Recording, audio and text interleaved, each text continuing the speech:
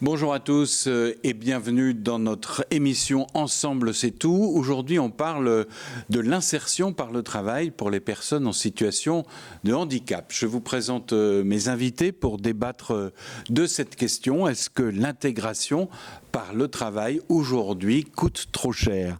Pour parler de ça, Guillaume Alexandre, vous êtes directeur général de la Vie Active, un acteur dans les Hauts-de-France du médico-social.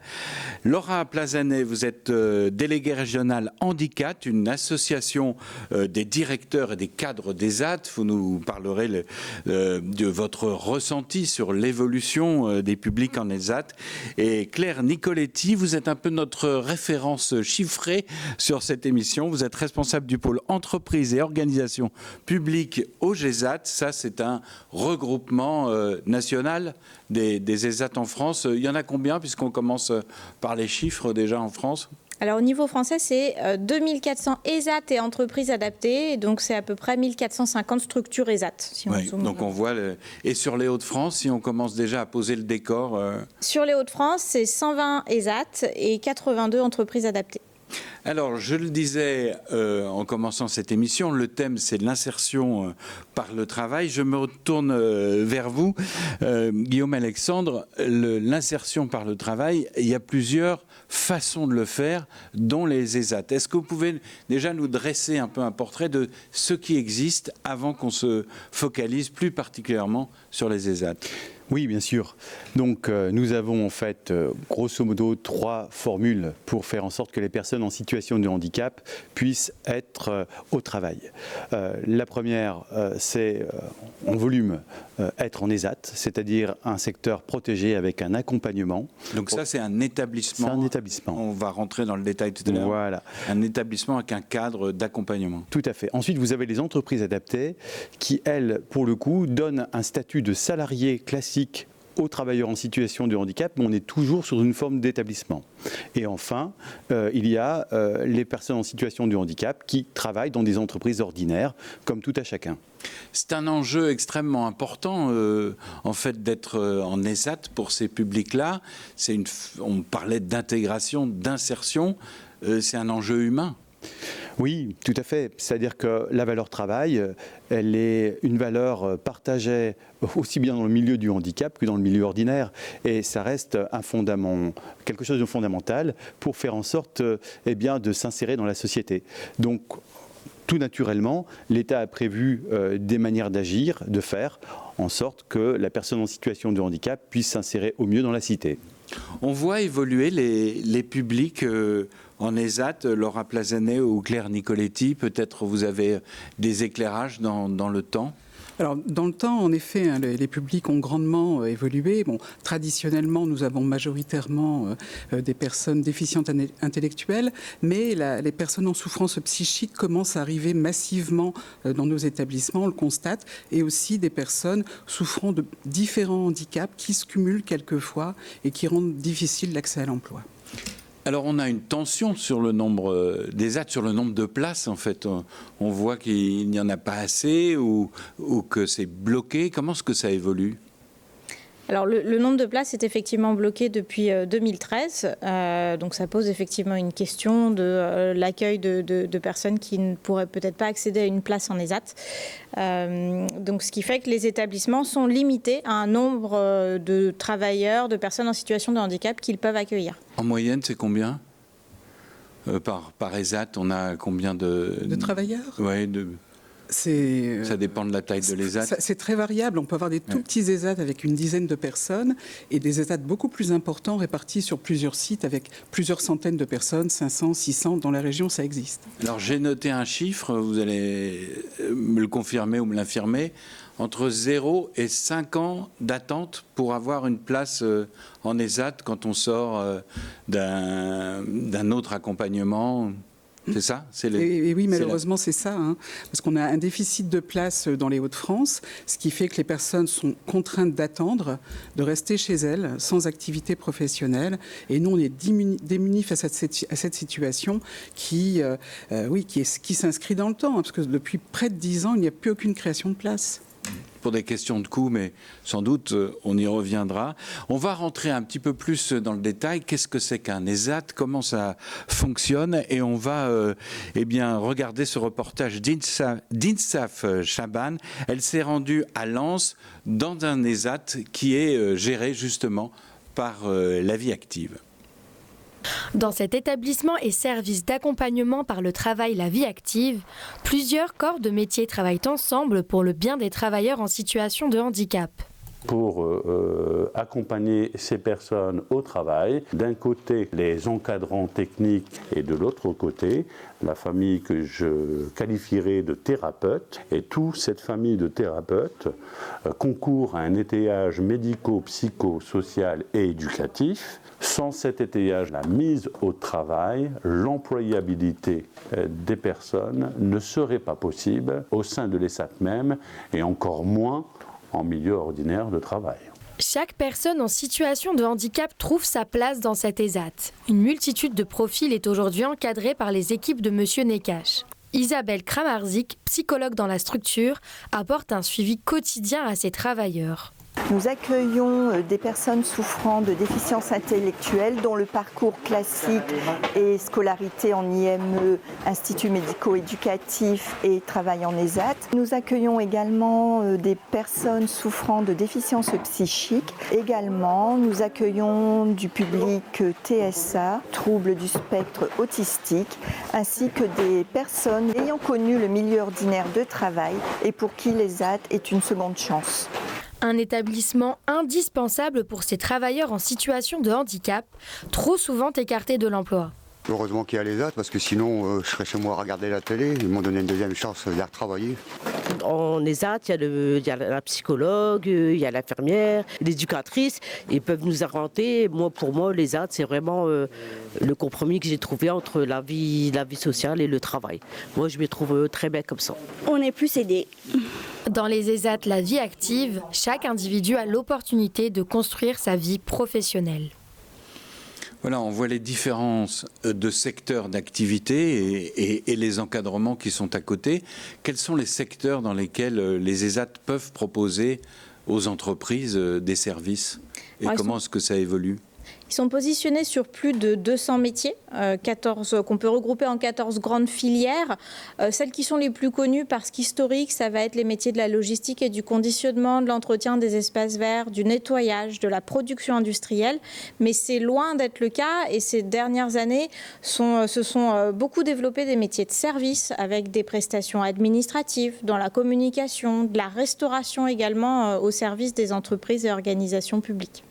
Alors j'ai retenu dans ce reportage ce témoignage. Une femme nous dit pour moi c'est une façon d'allier ma vie sociale et le travail.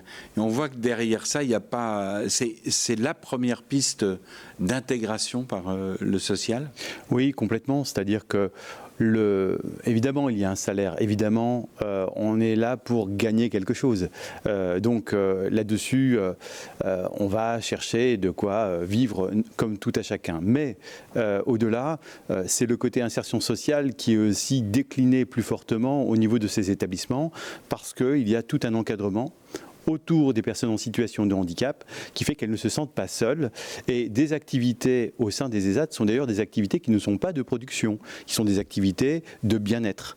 Et évidemment, c'est là où s'allie les besoins de la personne en situation de handicap et puis à côté, évidemment, une nécessité quand même d'avoir une production parce qu'un ESAT, s'il n'a pas une activité commerciale, ne peut pas vivre. Il n'a pas les budgets suffisants pour ne vivre que de prestations qu'il donnerait au titre du bien-être pour les personnes. On a entendu plusieurs fois, c'était ma seconde chance dans le reportage. Qu'est-ce que ça veut dire ? Une seconde chance, par exemple, pour certains qui ont connu la violence du milieu ordinaire, quelquefois c'est ressenti comme tel, et ils trouvent un cadre rassurant dans les ESAT, parce que notre travail, c'est d'adapter le poste de travail aux personnes. Dans le milieu ordinaire, c'est bien différent. La personne doit s'adapter. Et le cadre rassurant que l'on offre permet à beaucoup de personnes de s'épanouir. on le voit, on parle de travail de milieu ordinaire. Les personnes handicapées sont majoritairement encore aujourd'hui au chômage. Vous êtes une petite lumière dans ce monde-là ? Effectivement, c'est une partie de la solution. Aujourd'hui, le taux de chômage pour les personnes en situation de handicap, et depuis des années, il est globalement le double de celui de la population qui n'a pas de handicap. Donc il y a un enjeu, il y a un besoin de répondre et d'insérer toutes ces personnes qui n'accèdent pas à l'emploi de manière facilitée grâce aux ESAT. On voit, et on l'a cité dans le reportage, l'évolution de votre population. Qu'est-ce que ça implique en fait pour la gestion de l'ESAT ? Donc je dis évolution, on passe du handicap avec des personnes avec des troubles. Bien sûr. Qu'est-ce que ça va demander dans le... Alors, la première chose, ça veut dire s'adapter à moyens constants. Oui, ça veut dire que vous n'avez pas plus d'argent pour plus d'encadrement. Absolument pas. C'est ça que vous voulez me dire. Oui. Donc il s'agit de former les professionnels à ces nouveaux publics, ce qui n'est pas toujours évident. Mais la clé, c'est l'adaptation et le projet individualisé de tout à chacun. Donc on y arrive, quelquefois avec difficulté, parce qu'on est confronté à des situations quelquefois nouvelles dans les pluri-handicaps. Mais notre boulot, c'est vraiment de faire pour que chaque travailleur se sente bien au sein de vos établissements. Mais vous accueillez plus de public, vous avez moins d'ESAT ou un nombre constant de places. Il y a un goulot d'étranglement évident là quand je vous écoute. Disons que c'est la difficulté du public qui est vraiment le nœud du sujet. On a donc, nous, la nécessité de renforcer la compétence de nos équipes autour, cette fois-ci, de l'accompagnement social et non plus de la production. Et puis, généralement, on est face à des travailleurs en situation de handicap qui ont moins de capacité à faire. Ce qui veut dire que, là aussi, nous allons peut-être avoir une baisse de nos productions par rapport à des publics plus compliqués. Mais on est tenu, nous, d'assumer cette nouvelle population et on ne rechigne pas à la tâche. Ça veut dire que derrière, nos équilibres sont plus précaires en termes de fonctionnement de nos structures. Alors vous me parlez tous les trois d'accompagnement. On va se pencher un peu plus précisément sur quel accompagnement en ESAT. Je vous propose de visiter l'ESAT de la Goëlle à Hersin-Coupigny et c'est toujours un reportage d'Insaf Chaban. Une plus grande autonomie possible de la personne accueillie, tant sur le plan professionnel que sur le plan social, c'est l'objectif principal des ESAT La Vie Active. Pour l'essentiel des travailleurs de l'ESAT de la Goëlle, l'accompagnement médical reste indispensable pour une inclusion responsable. Dans l'accompagnement, c'est difficile pour tout le monde et encore plus justement pour les usagers de l'ESAT qui ont des déficiences, handicaps. Le parcours, pour eux, c'est parfois le parcours du combattant.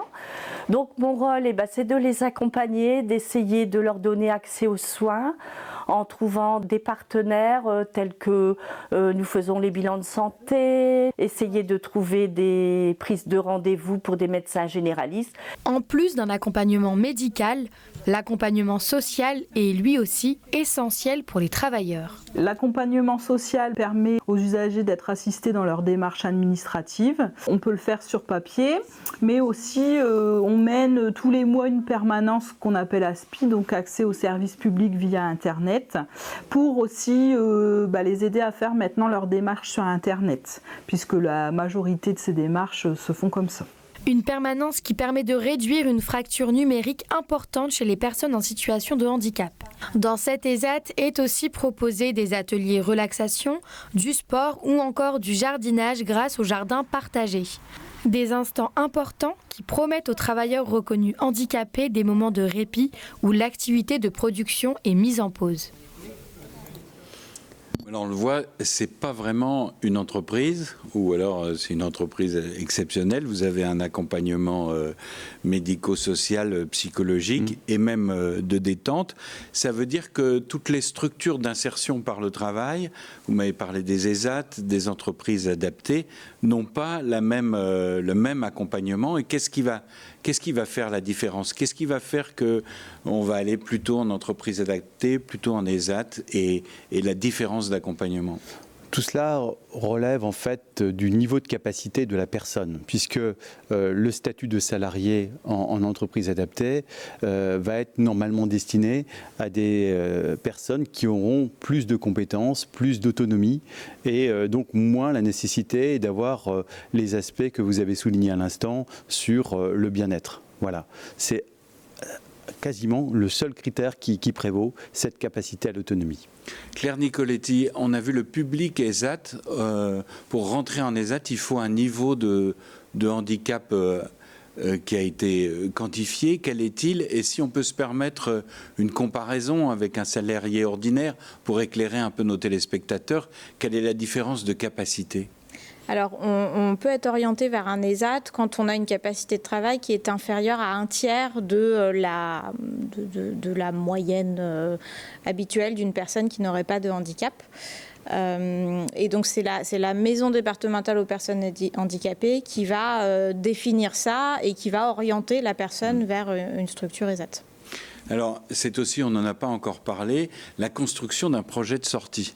Et ça, c'est très difficile, si j'ai bien d'un projet de sortie vers, comme on dit, le milieu ordinaire. C'est très difficile. Donc, les personnes qui bénéficient d'un accompagnement en ESAT, elles vont y rester longtemps. Je crois que c'est à peu près 1% pour le projet de sortie. Oui, tout à fait. En France, actuellement, un peu moins d'1% des 120 000 travailleurs accèdent au milieu ordinaire chaque année. Et les statistiques disent aussi que seulement 7 d'entre eux ont le projet d'y accéder. Oui. Donc, on est sur des chiffres très faibles, mais peu importe. Parce que nous, on travaille sur des parcours, quels qu'ils soient. Le parcours d'un travailleur d'ESAT qui arrive à faire de nouvelles tâches est tout aussi valorisant et vertueux qu'une personne qui sortira en milieu ordinaire. C'est-à-dire qu'en ESAT, on peut progresser, on peut prendre confiance en soi-même. Et en fait, c'est globalité, c'est dans la globalité, c'est l'humain qui progresse, c'est ça que... Bien sûr, on a quelque chose qui n'est pas du tout figé, qui n'est pas du tout statique dans ces établissements. Et il y a des rencontres régulières, vous avez vu l'accompagnement, mais il est aussi un moment de questionnement sur la suite du parcours professionnel au sein de l'ESAT ou ailleurs. Et dans ces moments-là, eh bien, nous devons faire attention à ce qu'est la volonté de la personne et essayer d'adapter nos productions, le format de nos équipes pour faire en sorte que ces personnes qui veulent aller vers un autre horizon, eh bien, puissent le faire. Mais elles ne sont pas majoritaires, si je vous entends bien, si je vous comprends bien. Ça a pour conséquence qu'on vieillit, que la population des ESAT aujourd'hui vieillit. Oui. Comment est-ce que vous vous adaptez à ça ? Des tâches différentes, des temps de travail différents. Parce que ce qu'il faut savoir, c'est que nous, on a un agrément, à nos ESAT, on a un agrément pour un nombre de places. Le public évoluant, vieillissant ou des personnes à pluri-handicap, on va se retrouver avec des personnes à temps partiel. Donc on accueille quelque part de plus en plus de personnes pour un agrément qui ne bouge pas. L'idée, c'est aussi, vous parlez de temps partiel, l'idée, c'est aussi d'évoluer vers un peu à l'ESAT, un peu en entreprise. Ça existe, ça ? Ça existe, il y a effectivement des dispositifs qui permettent de faciliter les passerelles entre les ESAT et les entreprises dites classiques. Et aujourd'hui, c'est 22% des professionnels en situation de handicap qui exercent chez le client à travers ces différents dispositifs et qui donc ne sont pas forcément 100% en ESAT, mais qui vont sur site client pour exercer un certain nombre de missions. Aujourd'hui, comme ça coûte cher, les ESAT, puisque les personnes qui bénéficient ont des revenus qui sont aussi en partie portés par l'État. Est-ce qu'on vous fait le reproche d'être un cocon trop confortable dans lequel la personne handicapée se sait accompagnée, donc elle reste, elle ne sort pas et elle ne s'affronte pas à la dure réalité de l'extérieur? C'est pas clairement dit comme ça.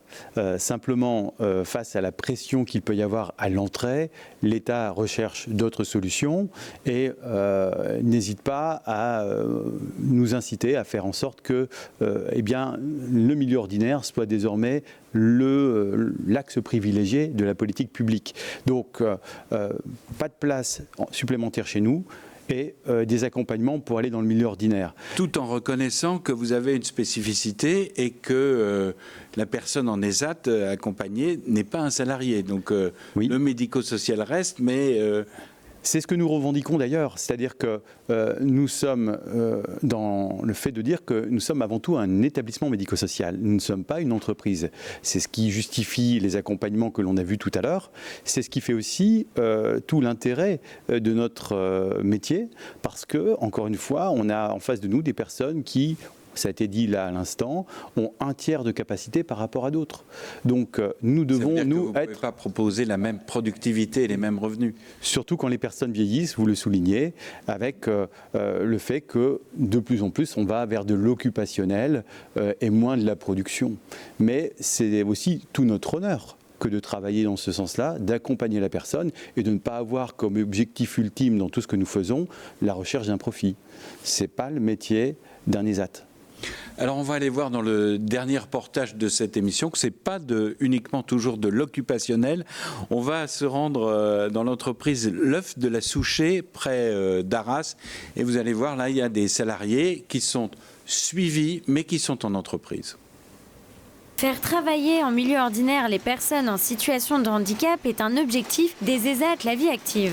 Dans l'entreprise L'Œuf de la Souchet, à quelques kilomètres de l'ESAT de la Rajoie, Sabine Santamaria, monitrice conditionnement, est venue encadrer une équipe de travailleurs. Ici, vous avez l'exemple de nos 3 travailleurs qui viennent en autonomie.